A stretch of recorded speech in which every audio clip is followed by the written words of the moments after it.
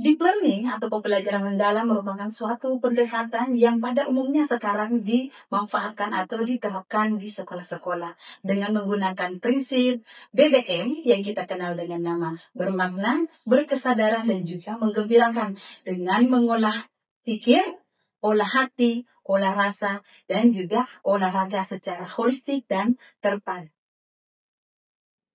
Saya Hastuti SPDGR, guru di UPT SLB Negeri 1 Pindrang.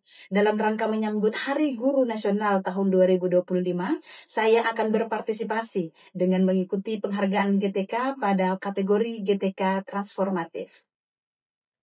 Adapun konten karya yang akan saya angkat pada video kali ini adalah pembelajaran mendalam yang di dalamnya memuat 8 dimensi profil lulusan, prinsip dan pengalaman belajar, serta kerangka pembelajaran.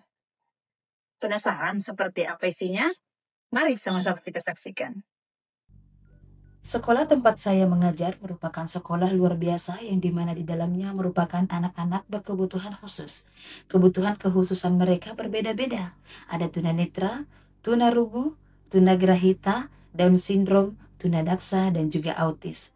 Menjadi salah satu program andalan kami yaitu 3S, senyum, sapa, dan salam di setiap pagi dalam menyambut kedatangan murid-murid kami. Hal ini merupakan salah satu komponen penting juga dalam pembelajaran mendalam di mana murid akan merasa dihargai dengan sambutan hangat yang diberikan. Untuk fokus konten karya saya kali ini adalah murid berkebutuhan khusus tunarungu, yaitu murid dengan hambatan berbicara dan pendengaran. Salah satu treatment yang saya berikan adalah dengan memberikan terapi bicara dengan cara memijat area yang dekat dengan alat komunikasi yaitu rahang.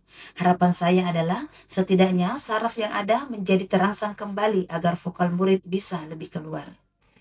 Mengingat kebutuhan dan kekhususan murid kami yang beragam, rasanya rumit, bahkan mustahil bagi saya untuk mampu menerapkan pembelajaran mendalam dalam proses pembelajaran di kelas. Namun seperti yang kita ketahui, tidak ada yang tidak mungkin, tidak ada yang mustahil selagi kita mau mencoba. Terbukti, setelah mencoba menerapkan dalam pembelajaran di kelas, ditemukan fakta bahwa ternyata pendekatan pembelajaran mendalam sangat membantu dalam memberikan treatment pembelajaran di kelas. Murid menjadi lebih interaktif, kritis, dan bersemangat mengikuti pembelajaran. Dalam pendekatan pembelajaran mendalam, konsep memuliakan murid menjadi acuan dan muara pembelajaran di dalam kelas. Tidak hanya nilai akademis yang menjadi tujuan utama, namun lebih dari itu, bagaimana mereka merasa dilibatkan dalam setiap aktivitas di kelas. Deep learning bukan sekadar metode untuk meningkatkan pemahaman siswa, melainkan sebuah pendekatan yang mengubah cara belajar menjadi lebih aktif, kolaboratif, dan mendalam. Berbeda dengan pembelajaran tradisional yang lebih menekankan pada hafalan dan pengulangan informasi, deep learning mengajak siswa untuk menggali lebih dalam tentang materi pelajaran, mengaitkan konsep-konsep yang dipelajari, dan menerapkan dalam situasi nyata. Treatment pendekatan pembelajaran mendalam dalam penerapan pada proses pembelajaran di kelas tidak lagi lebih banyak menggunakan metode ceramah atau teacher center. Namun sebisa mungkin, saya meramu kegiatan di kelas dengan menjadikan murid sebagai fokus pembelajaran atau disebut dengan student center.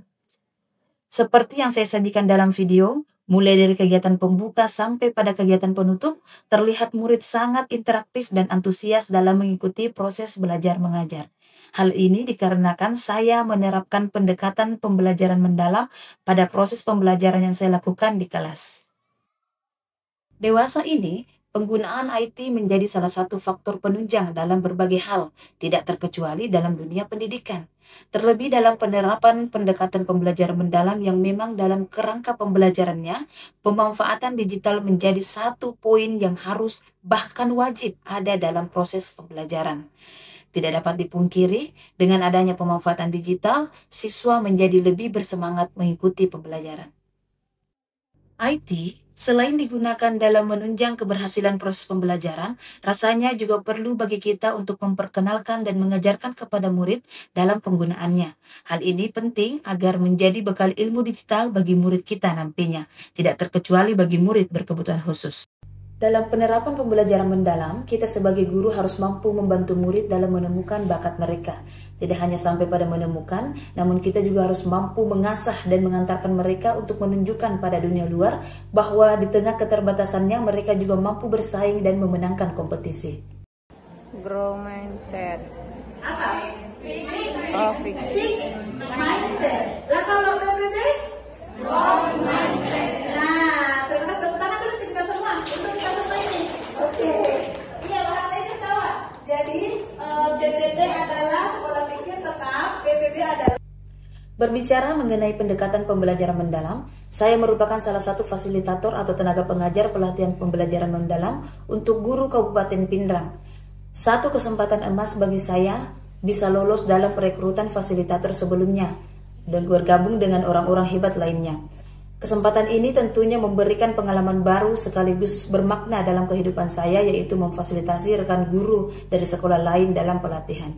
Dengan bergabungnya saya menjadi salah satu fasilitator PM, membuat saya lebih banyak dikenal lagi oleh guru-guru di sekolah lain. Hal ini membuat saya mampu melebarkan sayap dengan diundangnya saya untuk menjadi pemateri di beberapa sekolah. Hal ini tentunya menambah pengalaman baru dan membuat saya mampu menantang diri sendiri untuk mampu memfasilitasi orang lain.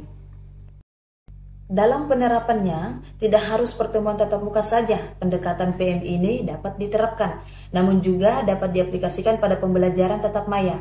Kadang-kadang ada satu dan lain hal yang membuat murid harus belajar di rumah.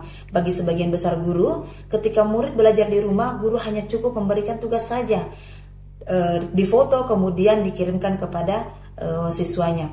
Namun itu tidak berlaku bagi saya. Saya tetap melangsungkan proses belajar melalui Google Meet sehingga murid bisa merasa seperti layaknya belajar di dalam kelas seperti biasanya. Pada pendekatan pembelajaran mendalam, kita mengenal adanya kemitraan. Salah satu mitra kuat saya adalah orang tua atau wali murid. Tentunya dengan menerapkan hal tersebut, berarti saya telah menerapkan pendekatan pembelajaran mendalam dengan baik.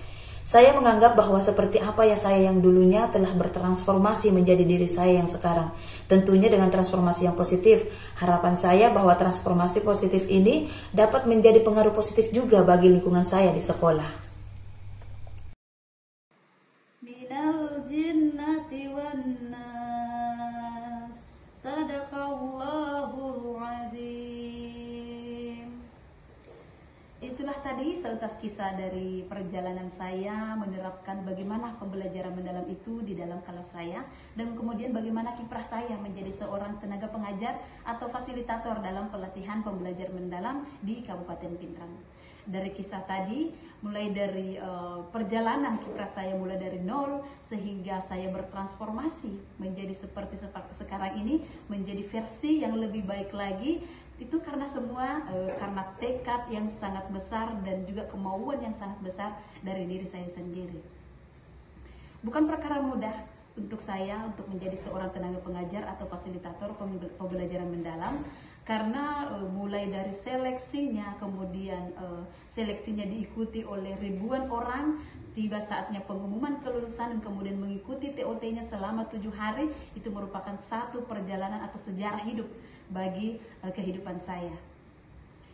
Teman-teman, kita adalah seorang guru, maka ada pesan sedikit. Seorang guru itu harus terus belajar.